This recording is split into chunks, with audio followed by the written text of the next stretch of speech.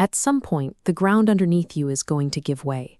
The world is in constant motion, and eventually that shifting brings a storm capable of tearing down whatever you've built. When that level of crisis hits, the first thing people lose is their sense of direction.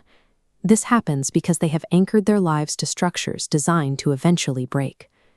This kind of structural collapse strikes on the cold floor of a prison cell, in the panicked rush of an emergency room bed, or in the sudden, deafening silence of profound personal loss. Surviving that vacuum requires letting go of the temporary scaffolding.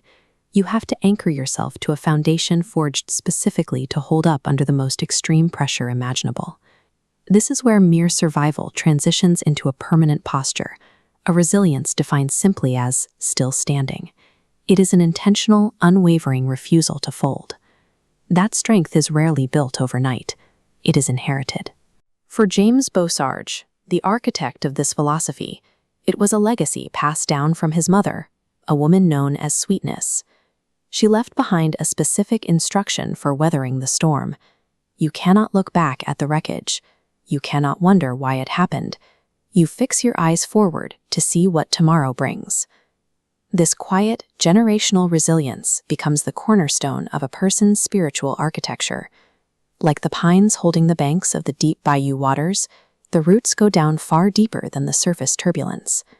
When the ultimate stress test arrives, it is only this ancestral bedrock that keeps the entire structure from total collapse. But establishing that bedrock requires passing through the sifting. It is a destructive period engineered specifically to separate the strong from the weak. In 2001, the sifting took the form of total isolation behind the symmetrical gray bolted doors of a prison cell block, a darkness designed to break the mind. 25 years later, that same crucible manifested in the Providence Hospital ER, following a gunshot wound to the head. The trauma changes form, but the pressure remains constant. Enduring 42 months of relentless sifting is not a feat of willpower. It is a technical process, the application of an external survival mechanism that the trauma cannot influence. You have to stop looking at the fire burning around you. The only way forward is to lock onto a coordinate that exists completely outside the reach of the immediate chaos. That external coordinate is the true North Star. It serves as the ultimate unchanging spiritual anchor in a world that refuses to hold still. To find it, locate the bowl of the Big Dipper, specifically the two stars at its outer edge, the pointers.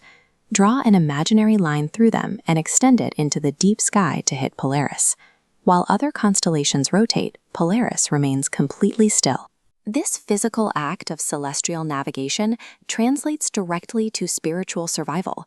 You survive the fire by fixing your eyes exclusively on a divine order that the fire cannot burn. Aligning yourself with this singular, fixed point stabilizes the mind. It renders you immune to the violent rotations and sudden shifts of your immediate environment. Sometimes, trauma pushes a person so deep into the dark that the familiar map disappears entirely. You cross an equator and northern constellations vanish. Even here, the Creator provided a different anchor. When Polaris is gone, orientation comes from the Southern Cross.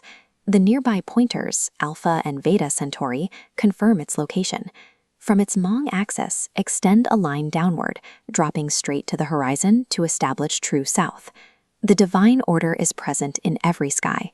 Even when you are pushed into the most unfamiliar trauma, there is always a fixed coordinate waiting to lead you home.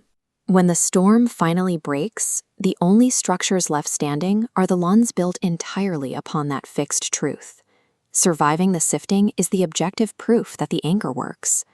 Once your foundation has withstood the ultimate stress test, you have a validated map for the darkness. If you have mapped the way out of the fire for yourself, you naturally occupy the position of a watchman.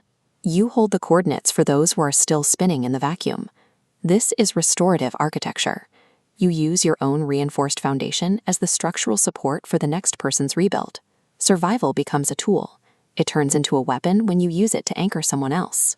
That mission takes this restorative architecture directly into the hospital corridors, the street ministries, and the prison cell blocks, pulling others out of the darkness. If you are hearing this message right now, in whatever hallway or cell you find yourself in, your trial is officially ending. The wreckage behind you has been cleared to make room for an unbreakable structure. This is the stage of active reconstruction. Stop looking back at the wreckage of how you got here.